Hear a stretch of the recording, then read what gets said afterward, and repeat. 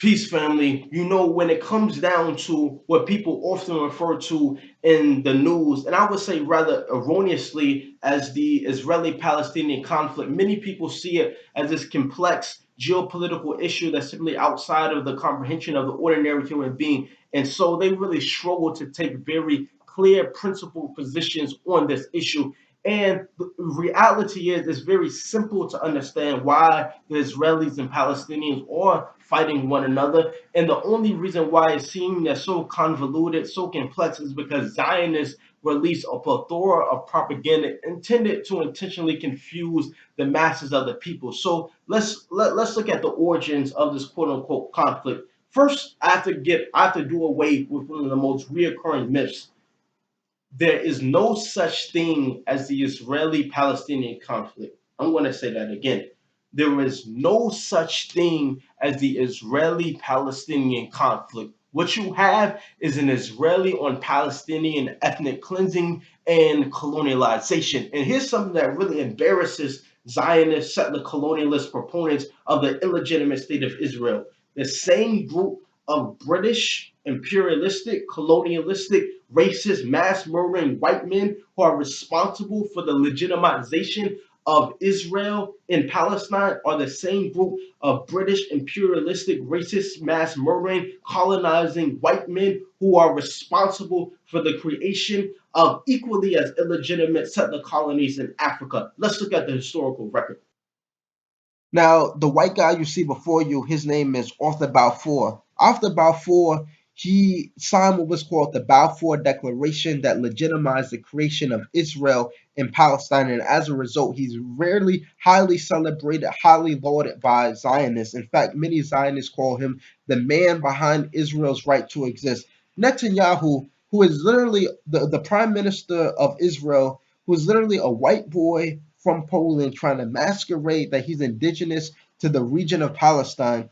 Netanyahu said about Arthur Balfour, I am doubtful that without the Balfour Declaration, we would have received international recognition of our right on the land of Israel. Now, here's the question. Did the man behind Israel's right to exist acknowledge the right of black people to exist? In British Parliament, Arthur Balfour had the audacity to say that we as black people were intellectually inferior to white people, and thus, as a result, we were fit only to live under white colonial rule. And in fact, Cecil Rhodes, who was mass murdering black people throughout Africa, committing atrocities on black people throughout Africa, colonizing black people throughout Africa, Arthur Balfour said about Cecil Rhodes that he was extending to black people the blessing of civilization. So clearly, the man behind Israel's right to exist was a white supremacist racist. We are under no obligation whatsoever to respect anything and any document that white supremacist wrote. And it's the same thing with the UN partition plan. At the time, the UN gave this partition to divide up Palestinian land to give it to European settlers. The UN was a lily white institution. So not only do we not respect the Balfour Declaration because it was written by a white supremacist, we also don't respect the UN's declaration. Here's what you need to understand. In the same way that Britain colonized black people in Rhodesia, colonized black people in Ghana, they also colonized the land of Palestine, which includes our Afro Palestinian brothers and sisters. And now, Arthur Balfour, this white guy, has the audacity to sign a document which gives Europeans the right to settle upon and to establish a government on the indigenous Palestinian land. And this is why when you look at the quote unquote Israeli Declaration of Independence, every single person who signed that document, they were all born outside of the region of Palestine. They were all born outside of that territory that's claimed by Israel today. They were all of European ancestry. There's only one exception, and for that one exception, his mother just happened to be his mother was a European who just happened to be an invader and a settler upon Palestinian land when she gave birth to her settler colonialist son, who would go on to sign that Declaration of Independence. So all of you all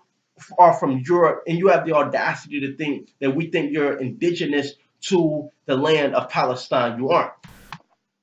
So here you see an image of Netanyahu giving a speech. The white guy from Poland. He's in front of an image of Theodore Herzl. Theodore Herzl, he's considered to be the father of the state of Israel. He's considered to be the father of Zionism as a political movement. He's mentioned in the Israeli Declaration of Independence, and he's held in very high esteem by Zionists. Now, what's interesting about Theodore Herzl is that prior to the creation of the state of Israel in Palestine, Theodore Herzl was writing letters to European colonists, mass murderers of black people, asking them, seeking their help to build a state in Palestine. So, in one letter that Theodore Herzl wrote to Cecil Rhodes, he asked him, for his help in legitimizing the creation of a state on Palestinian land. And this is what he says very explicitly as to why Cecil Rhodes, this mass murderer of black people, should help him.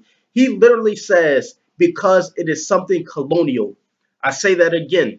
Theodore Herzl wrote a letter to Cecil Rhodes, who was mass murdering black people, and he sought his help in creating a state. And the reason why he believed that Cecil Rhodes should help him create this state in Palestine is because Theodore Herzl said, because it is something colonial. And he went on to say that it will be of great progress to mankind and good for England and for Greater Britain. So he believed that the creation of this settler colony in Palestine would be of interest to this British Empire that was colonizing black people throughout Africa. And he admits that their relationship to the Palestinian land was one of a colonial relationship. Now, whereas today, anytime we stand up and call Israel an apartheid state, which it is, anytime we call Israel a settler colony, which it is, many Zionists, they get really uptight about this. They're like, how dare you compare our white supremacist settler colony with another white supremacist settler colony like South Africa? That's not fair, when in reality, your own father of Israel admitted what he wanted to do to Palestine was in the tradition of European colonialism, and he was writing letters to European mass murderers of black people like Cecil Rhodes in order to get help with his desire to conquer and colonize Palestinian land. The European colonizer that you see before you, his name is Leopold. Under the Belgian Empire, he colonized the black people in Congo, turning the entire population into his own personal slave plantation.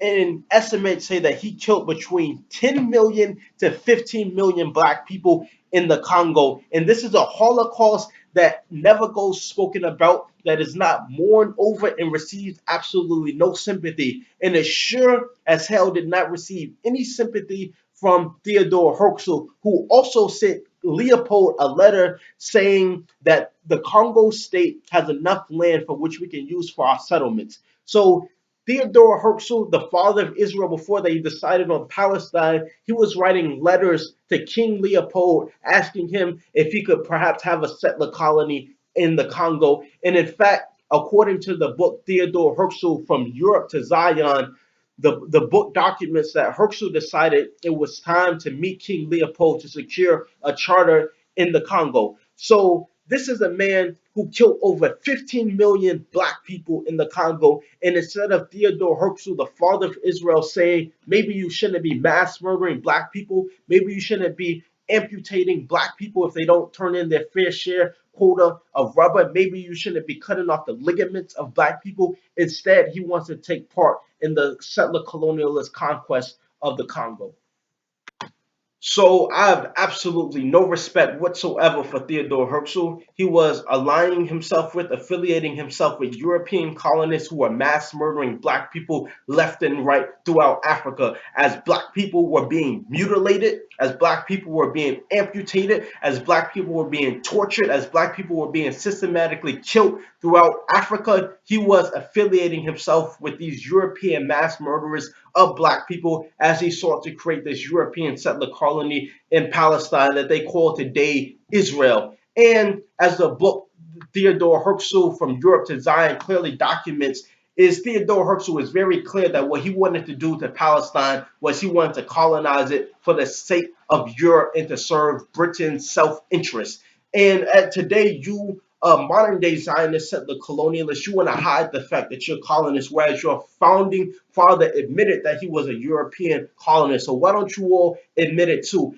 And the reason why Britain wanted to create Israel in Palestine was they justified it in along a racist basis, saying that they wanted a white civilizational outpost against the inferior, savage, uncivilized races of the Middle East.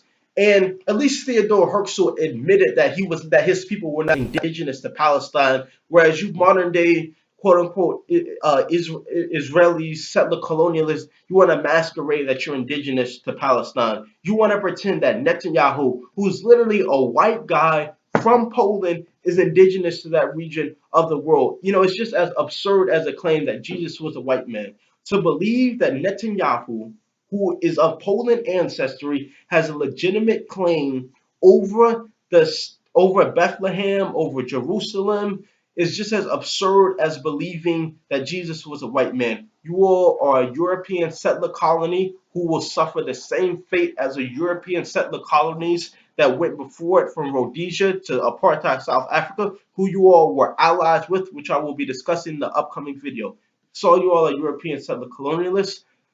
Stay tuned for part two, where we will be detailing Israel's relationship with apartheid South Africa and the ideological justifications that Israel gave for their alliances with apartheid South Africa and with Rhodesia, because it very clearly indicates Israel's status as a European settler colony.